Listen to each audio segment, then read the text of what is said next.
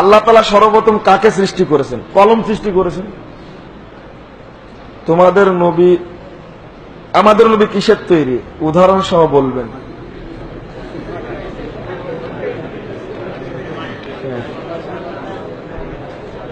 আমাদের নবী মুহাম্মদ সাল্লাল্লাহু আলাইহি সাল্লাম নয়, শুধু আদমের যত বাচ্চা আছে সবই মাটির তৈরি। যারা আদম মাটির তৈরি। আল্লাহ নবী আদম সন্তান না? তিনি মাটির তৈরি। মানুষ মাত্রই মাটির তৈরি। প্রথম কথা, আল্লাহ রাসূলকে বলছেন আল্লাহ রাব্বুল আলামিন, কুল ইন্নামা আনা বাশার, আপনি বলুন আমি মানুষ মাত্র। ইউহা ইলাইয়া, পার্থক্য এতটুকু, আমার পরে ওহী নাজিল হয়। মানুষ কিসের তৈরি? মাটির তৈরি। দলিল আল্লাহ বলছেন সূরা রুম 20 নম্বর আয়াত, ওয়ামিন আয়াতিহি আন খালাকাকুম মিন তুরাব সুম্মা আনতুম বাশারুন তানতাশিরুন। আল্লাহর যত নিদর্শন তার মধ্যে একটা হলো আল্লাহ তোমাদেরকে সৃষ্টি করেছেন মাটি থেকে, অতঃপর তোমরা মানুষ হয়ে গোটা পৃথিবীতে ছড়িয়ে গেছে। পাওয়া গেল স্পষ্ট। আদম আলাইহিস সালাম কিসের তৈরি? এটা কুরআনেও বলা হয়েছে, হাদিসেও বলা হয়েছে। তিনটা জাত। সহিহ মুসলিমের 2য় খণ্ডের 413 পৃষ্ঠা একটা হাদিস রয়েছে। আল্লাহ নবী বলেছেন যে খুলিকাতিল মালাইকা বিন নূর, ফেরেশতাদের সৃষ্টি করা হয়েছে নূর দ্বারা। ওয়া খুলিকাতিল জান্নু বিন নার মিনান নার, আর জিনদেরকে সৃষ্টি করা হয়েছে আগুন থেকে।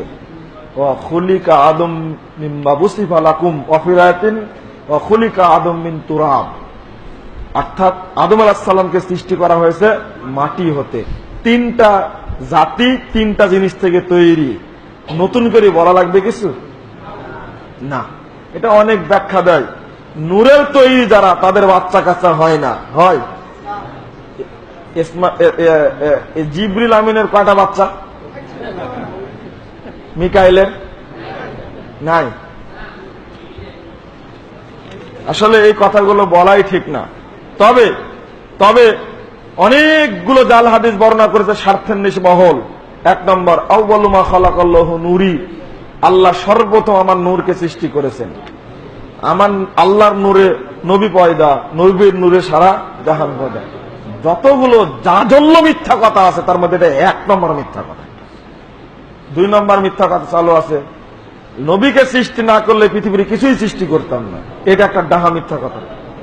জান্নাত জাহান্নাম সৃষ্টি করতেন না, এটা একটা মিথ্যা কথা।